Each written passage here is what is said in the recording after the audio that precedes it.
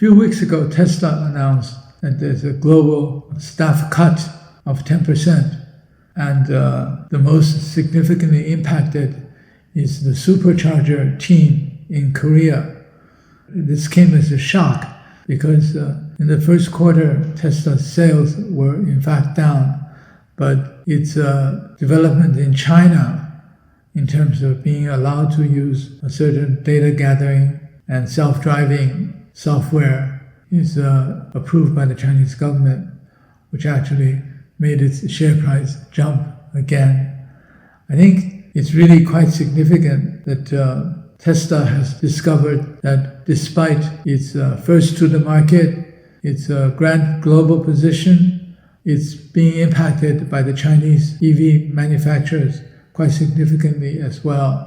And the competition is now causing Tesla to have financial issues as well. I think what we see is that the EV industry in China has developed so quickly and it's become so advanced that even Tesla, first to market, supposedly the most sophisticated technology in EV, is confronting competition and is having difficulty in this supremely competitive market.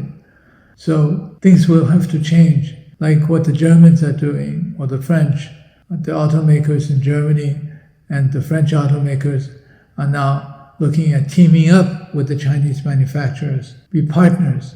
The Germans in particular, they have branding, they have distribution, they have after-sales service, global network, but they've come to the conclusion that they cannot compete or they cannot catch up anytime soon to the Chinese EV makers. So they will team up and collaborate or even think about acquisition of some of the Chinese EV manufacturers. I think Tesla's case, this will happen as well. I think Tesla will actually also team up with the Chinese manufacturers. The Chinese EV business is going to become a global one, even though its home base is China, but it's going to collaborate with EV manufacturers from the US, probably less from the US, but from Europe, certainly that will happen. That's a good thing. Look at what happened to BYD. BYD is planning to build an EV assembly facility in Korea. Korea has a free trade agreement with a number of countries, including the United States. This way, Korean-made EVs may be able to go to the US without being subject to this 100% tax that Biden administration just put up against Chinese EV. And BYD is in negotiations with the Korean side to put this up. Korean Foreign Ministry sent a big team to come to look at cooperation with China, how to improve the relationship between the two sides. There's the political side, there's now the commercial side.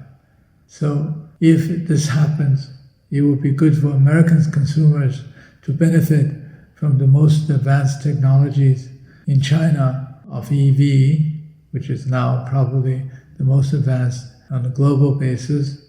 Also, the Korean side, Korean auto manufacturers would not once again be beaten down by their Chinese competitors in another field, namely the EV field.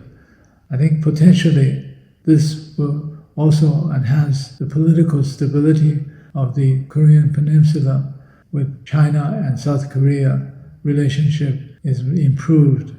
I think it's high time that the Korean government looks at its own interest instead of following the U.S. dictate and cooperate and collaborate with China on joint development.